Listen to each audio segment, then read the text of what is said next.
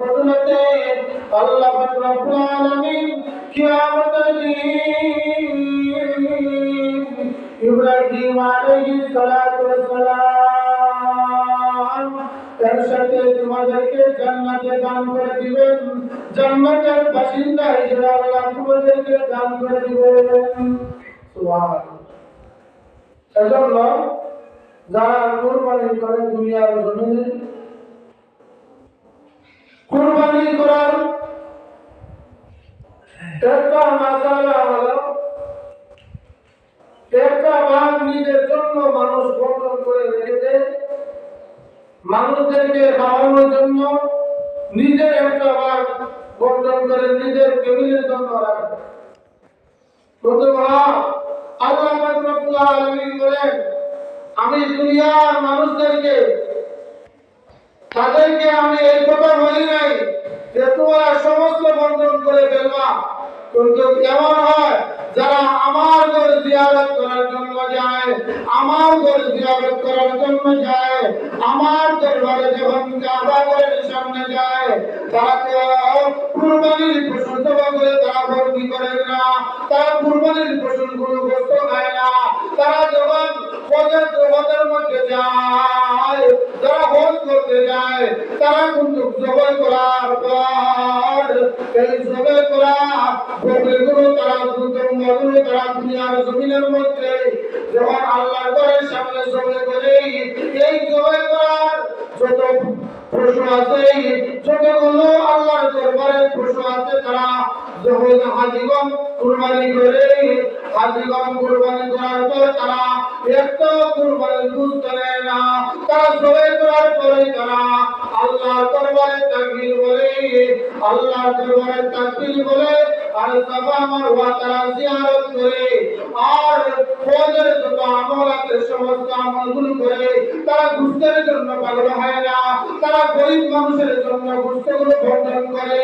এজন্য মদিনার যত গরিব মানুষ আছে, যত গরিব মানুষ দুনিয়ার জমিনে আছে, যারা আল্লাহ রব্বুল আলামিনের ঘর বাইতুল্লাহ, তারা আল্লাহর ঘর জিয়ারত করার জন্য যায়, তারা কুরবানির গোশতগুলো মদিনা শহরের মধ্যে বন্টন করে দেয়, মদিনার মধ্যে বন্টন করে দেয়। শুধু তাই না, তারা বন্টন করে দুনিয়ার জমিনে আর বিভিন্ন এলাকার মধ্যে বন্টন করে। কোন হাজিগণি কোন বন্টনের গোশতগুলো তারা নেয় না, তারা আল্লাহর জিয়ারত করে বলে, আল্লাহকে ডাকতে বলে লাব্বাইক লা শারীকা লাক লাব্বাইক ইন্নাল হামদা ওয়ান নি'মাতা লাকা ওয়াল মুলক। আল্লাহকে ডাকতে বলে, আল্লাহ তোমাকে খুশি করার জন্য তোমার দরবারে হাজির, তোমার ঘরের মধ্যে জিয়ারত করতেছি, নবীর দরবারে হাজির হয়ে গেছি, নবীর ঘরে জিয়ারত করার জন্য হাজির হয়ে গেছি। আমরা কোন পশু জবাই করে গোশত আনি নাই, আমরা পশুদের জবাই করার পর আমরা বিভিন্ন সাফা মারওয়া পাহাড়গুলো সফর করতে থাকি। মক্কা মদিনার সমস্ত সাফা মারওয়া শহরের মধ্যে আমরা চলে যাই। আমরা ইব্রাহিম আলাইহিস সালাতু ওয়াস সালামের পুত্র হযরত ইসমাঈল আলাইহিস সালাতু ওয়াস সালামের জবাই করার যে স্থানটা ছিল, এই স্থানের মধ্যে আমরা হাজির হই।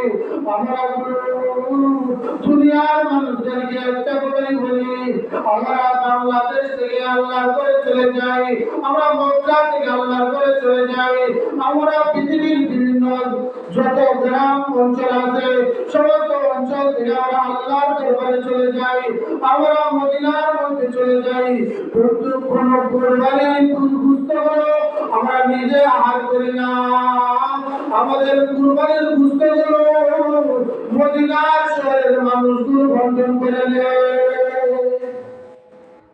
মদিনার মানুষগুলো এই পশুগুলো জবাই করে তারা দুনিয়ার জমিনে জবাই করার পর কোন মানুষ তারা নিজে গোশত খাওয়ার জন্য প্রস্তুতি গ্রহণ করে না।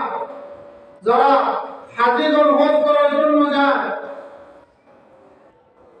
আজকে জুমার নামাজ, আজকে তারা ঈদের নামাজে অংশগ্রহণ করেছে। তারা একই সাথে ঈদের নামাজে তারা ঈদের নামাজ পড়ার পর দুম্বা হোক, এই সমস্ত দুম্বা এবং বড় বড় উটদেরকে তারা জবে করে, কিন্তু কোন হাজিগণ এই জবে করার পরেই তারা মদিনার মধ্যে এই জবে করার পর এই গুরুকে পালাইয়া তারা আল্লাহর দরবারে হাজির হয়ে বলে, লব্বাইক লা শারীকা লাক লব্বাইক ইন্নাল হামদা ওয়ান নি'মাতা লাক ওয়াল মুলক।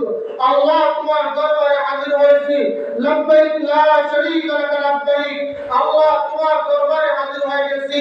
আমরা পশু জবাই করেছি, কিন্তু পশুর গোশত আমরা নেই নাই, আমরা তোমার ঘরে হাজির হয়ে গেছি, তোমার ঘর জিয়ারত করার জন্য প্রস্তুতি গ্রহণ করে ফেলেছি। এজন্য ভাই যারা হজ করার জন্য যায়, তারা এই গোশতগুলো তারা বিভিন্ন জায়গায় বন্টন করে। এই তারা পশু জবাই করার পরে তারা সফর করা আরম্ভ করে। তারা নবীর কবরে জিয়ারত করে। নবীর কবরে জিয়ারত করার পর আল্লাহর ঘরের চতুর্দিকে সফর করা আরম্ভ করে। যেমন তাই না, ইব্রাহিম আলাইহিস সালাম তার পুত্র ইসমাঈল আলাইহিস সালামকে মিনা প্রান্তের মধ্যে যে জায়গার মধ্যে উনাকে জবাই করার জন্য প্রস্তুতি গ্রহণ করেছেন, হাজিগণ এই জায়গায় সফর করা আরম্ভ করে। বিদায় যারা হজ করে তারা নিজে গোশত বন্টন করে না, এই পশুগুলো জবাই করার জন্য মদিনার মানুষগুলো তারা জবাই করে আর গরিবদেরকে তারা বন্টন করে। তাই না, শুধু তারা বিভিন্ন এলাকার বিভিন্ন এতিমদেরকে বন্টন করার জন্য দুর্বার গোশতগুলো বিভিন্ন মাদ্রাসায় বিভিন্ন গরিবদেরকে তারা দান করে। এজন্য হাজিগণদের একটা অভ্যাস হলো, তারা আল্লাহর রাস্তায় কুরবানি করে, কিন্তু তারা নিজে কুরবানির গোশত পাইতে চায় না।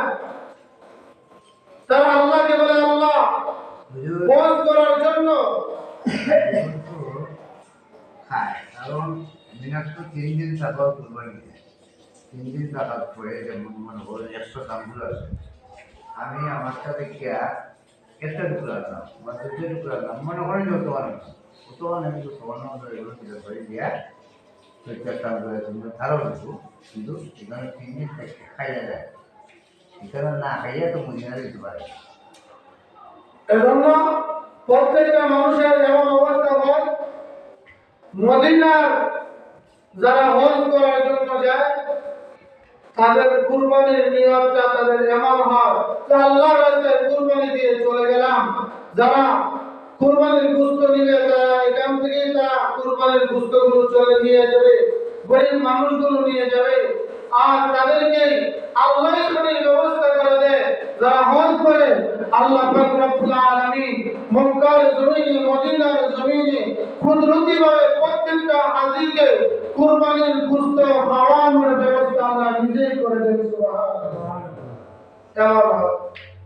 এজন্য মাসালার মধ্যে উল্লেখ করা হয়েছে, দুনিয়ার জমিনে যারা পশু কুরবানি দিবে তারা পশুকে 3টা ভাগ করবে, আর যারা পশু কুরবানি দিবে, ছাগল যারা কুরবানি দিবে, এখানে একটা ছাগল কোনো মানুষ আর শরীকদার হতে পারবে না।